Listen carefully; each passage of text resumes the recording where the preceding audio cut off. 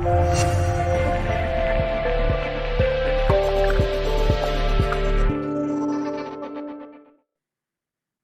everyone, welcome back to Swine Siksha.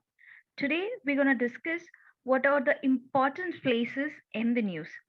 So, what are the major important geographical locations which were recently in the news? Well, in this video today, we're going to discuss that the recent issues happened, the recent tensions between Chinese army troops and the Indian army troops in the Doklam and Pongongso Lake. So, these are all interconnected one.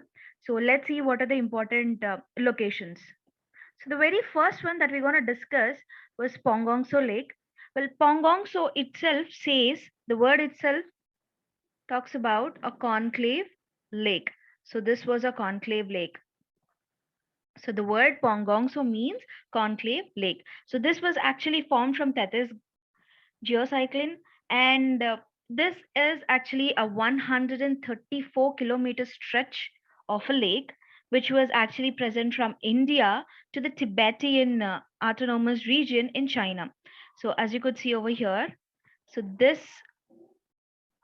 Pongongso Lake was actually present over here with India and with Chinese border, and approximately 50% of the length of the lake actually lies in the Tibetan autonomous region. So, and not only that, this Pongongso Lake is actually a strategically crucial one as it is very close to the Chuzul Valley. So this was very close to the Chuzul Valley, which is like, it's one of the battlefronts for between India and China during the 1962 war. So the 1962 Indo-China war. So this was actually one of the major strategical and the battleground between the both countries' troops. And during winter, I must say, during winter, even though the water itself was saline, this lake will completely get freeze. So during winters, this lake will get frozen, even though it has a saline water content in it. And not only that, this was actually a landlocked basin, and this was also identified under the Ramsar Convention as a wetland as well. And it has an international importance because it shares the border between India and China. And as we all know, the line of actual control, which was actually present in this area itself. So both sides have marked their areas, announcing like which side belongs to which country. So this line of actual control was happened after 1962 war, and not only that, India controls about 45 kilometers of the stretch, and the rest was actually under the control of China. So this was one of the major important location recently came into the news. Now let's see the next one. Now let's The next one we talk about is Chuzul Valley. So what exactly is this Chuzul Valley? Let's see. Well, it is a village in Leh, Ladakh. So here it's in the Leh Ladakh way. And this place is actually famous for the Indian army who fought to the last man, last round. Last man, last round was the famous slogan at Rizangla, which is Chuzul, on November 18, 1962 war. So there has been a crucial victory happened in this territory. If at all, this territory also might have been taken up by the China. So we in the 1962 war, the Indian troops were successfully, kept control of this territory. So that's why it is very, very important for us. And not only that, this Chuzul is actually a gateway of Leh. So Chuzul was actually a gateway to the Leh region. And not only that, tensions between India and China that I've said recently, the standoff between the two troops was actually happened on August 29 and 30. So this were actually happened on this Chuzil area only. So here they've actually had the tensions and whatever the troops were actually came up for. So this is the place where they actually have the tension. Now let's talk about the next one, which is Pangda village. So this village, as we talk about over here, is actually the Chinese media has actually claimed that a new border village was actually built by China near Bhutan, which was on the Chinese territory, as they claimed. But Bhutan has officially denied the presence of any Chinese village in its territory. And not only that, even Indian government also took stand, and it says that it seems as the attempt by the China to unilaterally push the tri-junction forward. So the tri-junction, which is nothing but happens between India, China and Bhutan, and we have so many tri-junctions happened in and around our country because we share our borders with different neighboring countries. So here, as you could see, India, China, and Bhutan. So this tri-junctions where the China was actually keep on pushing forward to expand its territory uh, without any, in a unilateral way. So that's why this was actually, it claimed to say that it was built by China, and it has, you know, a 72-day standoff which was actually happened also there in that. And not only that, there has been 27 households are there and a public square, and they said to that they have a police room and a kindergarten and supermarkets. Everything was arranged just like in a village. So they said they've had it. And as we all know, the tri-junction where the Doklam Plateau, where a 72-day standoff was actually happened in 2017, the tension which happened that to claim the territory. So there has been, a stand between India, Bhutan, and China was actually made of it. So it's a 72-day standoff was actually happened. So that's why this Pangda village was came into the news again. Let's talk about the next one, which is the Doklam and Nakula Pass. So as we know that there has been a standoff happened between India and Chinese troop here. Well, why exactly this standoff was actually happened? Because Indian Army actually found a road construction by Chinese Army, which is the People's Liberation Army of China in Doklam Plateau. So here in the Doklam Plateau, where the Indian troops actually found that there has been a road construction which was happening there, but that territory, well, India and Bhutan was recognized it as the Doklam Plateau, and it is to be in the Bhutan territory. So this was actually laid in the Bhutan territory, so where the China couldn't make a road construction over there. So because of this, there has been, the China actually stopped the passage of pilgrims through Kailas and Manas Sarovar. So in the Sikkim, through Sikkim. So that's why there has been a standoff which actually happens between both the troops, and later on they've withdrawn. And as we could see over here, that the Doklam lies in the tri-junction where the India, the India, China, and Bhutan. So this was a tri-junction purpose. So where we actually see that the Doklam was actually lies over there. And not only that, it has the Tibet's Chumbi Valley to the north, and Bhutan's Ha Valley to the east.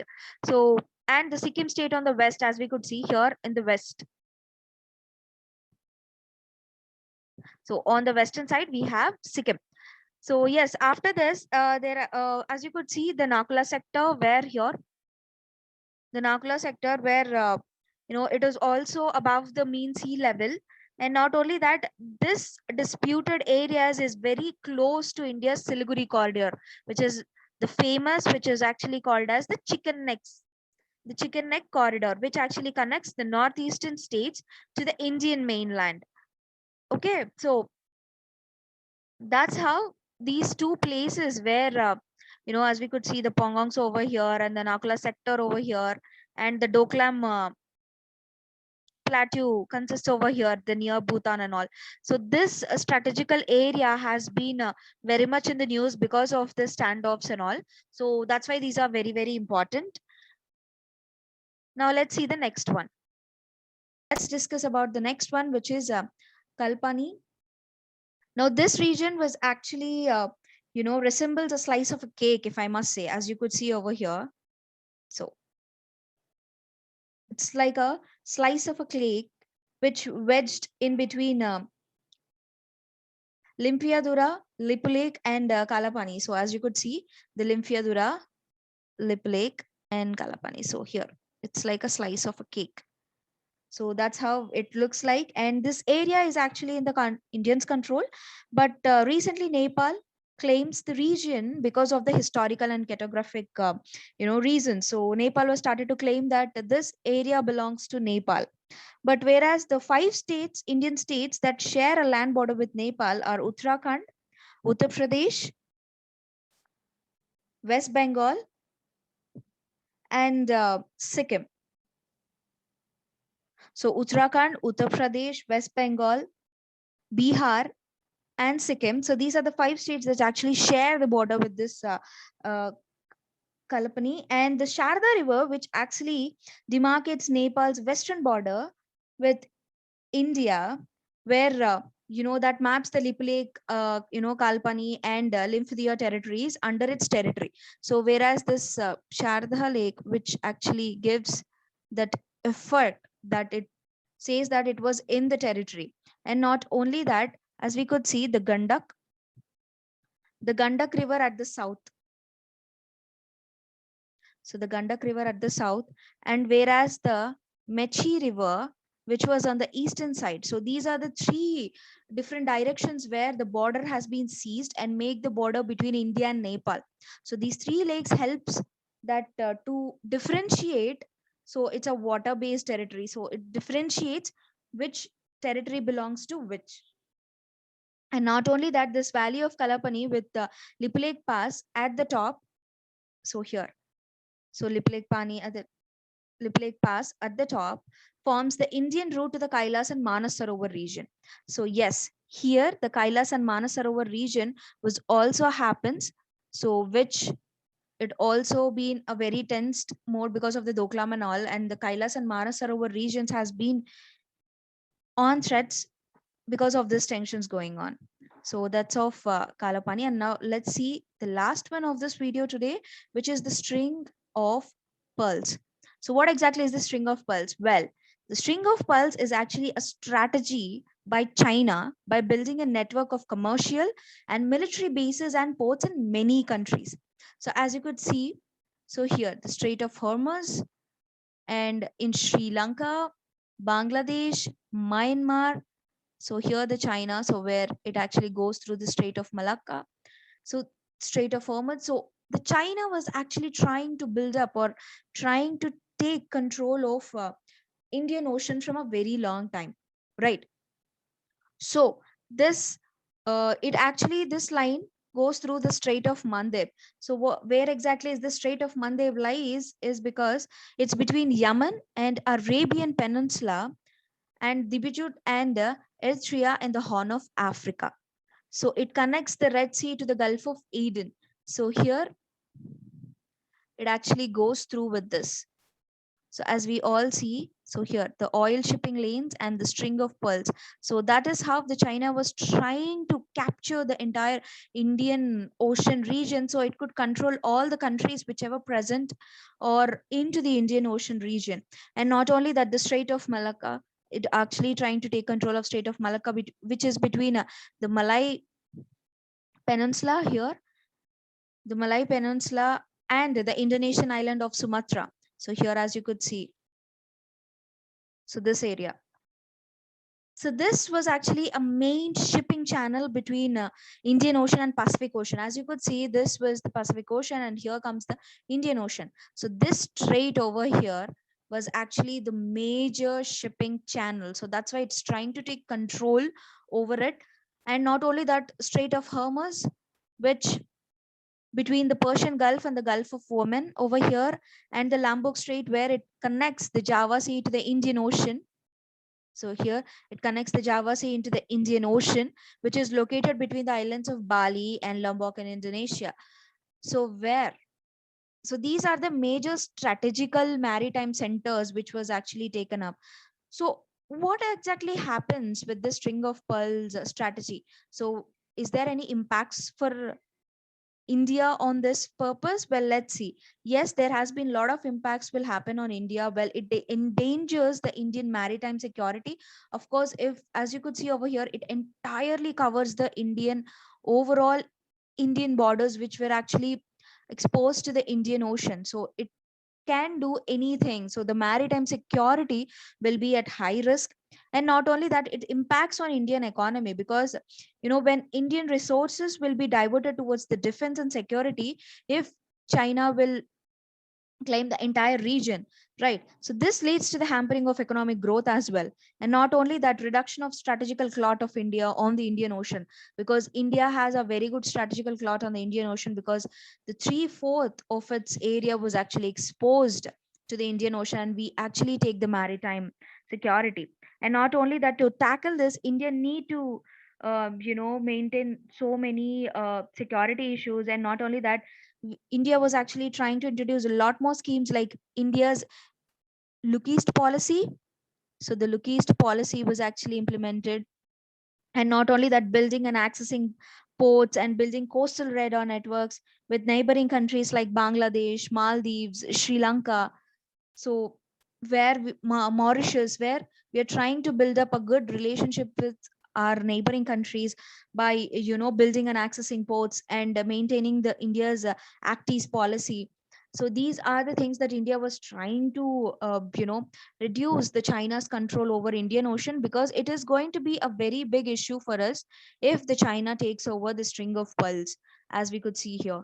So yes, this was the major tension happening. So now you must understand that what are the geographical locations that I've discussed so far were actually related and very, very important because of the recent tensions happened in the Doklam and all between Chinese troops and the Indian troops. And not only that, the string of pearls, which the Chinese strategy where it is trying to take everything on the waterland apart from the mainland. So that's all for today's guys, and we will see you soon with another video. Thank you, and please do subscribe to our YouTube channel and follow us our social media accounts for much more details. So that's all for today, and thank you.